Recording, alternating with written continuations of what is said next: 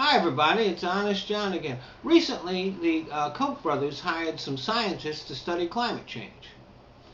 And they were hoping the scientists would either find that it is not happening or that people have nothing to do with it. And despite knowing where their money was coming from and what was expected of them, they disappointed their benefactors. And the scientists reported that yes, climate change was happening and that humans are causing it. NASA has just completed a similar study that came to the same conclusion. As of July, we have had 327 consecutive months in which new temperature records have been set. That's 27 years in which a new temperature record has been set every month. The odds of that happening through natural climate change are 3.7 times 10 to the 99th power to 1. That's real long odds. As a matter of fact, it's greater than the number of stars in our galaxy. And yet, conservatives will tell you quite confidently that the science is wrong. They believe that it's not happening, and that belief is much more powerful than any science. As a matter of fact, recently we had a Republican congressman go on record in the House of Representatives saying that climate change was not happening because God won't let it. Now, it seems to me that God hasn't been doing a very good job of preventing catastrophes lately. I think the people of Syria might tell you that, or the people of Japan, or people all over the world, even here in America where farmers are trying to raise crops in a big drought. God just doesn't seem to be making any interventions. But the idea that God will protect us through some kind of magic,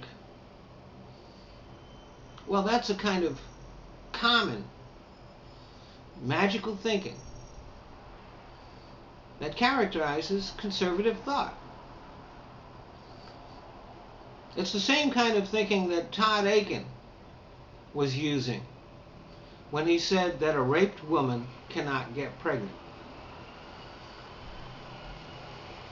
The idea that a vagina can somehow tell the difference between enemy sperm and friendly sperm may seem absurd, but it is believed by most conservatives.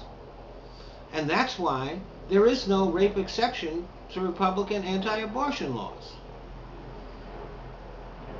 Now, even though it might seem absurd, and there is definitely no scientific evidence for it, it doesn't matter. They believe it, it fits their ideology, and that's all they need. And if you try to confront them with any kind of facts or maybe just ridicule them about how stupid they're being, they'll just close their eyes and put their fingers in their ears and believe the shit out of it. And that kind of magical thinking also applies to the economy. Now, it has been proven that cutting taxes for the rich does not reduce the deficit. It has been proven that cutting taxes for the rich does not help the economy. It has been proven that if you deregulate the banks, they will do shit that will wind up creating a disaster. But Republicans believe it. Conservatives believe it. And it doesn't matter that it has been proven not to be true, because belief is more important than facts. So they have promised to double down on those same policies if we put them back in power. Now, it doesn't matter that we have just had 2 new scandals in which banks have engaged in dishonest and unethical behavior, which, if they were all allowed to do it, would bring down the economy again.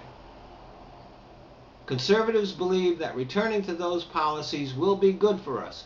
They can't explain why. They can't explain why we should expect anything different from what has gone on before. It doesn't matter. They believe it. They expect us to. All of these things are examples of magical thinking. The idea that if you believe in something hard enough, it will be true. But anybody who does magic will tell you there is none. There is no magic. There is only sleight of hand. And we're still paying for those years when we let conservatives run things. The complaint that the Republicans have about Obama is that he didn't fix the mess they made fast enough. And the Republicans that we have now are even crazier than the ones that we had before. So if we put conservatives in charge again, someday you're going to have to explain to your children how you let things get so fucked up. Thanks for listening.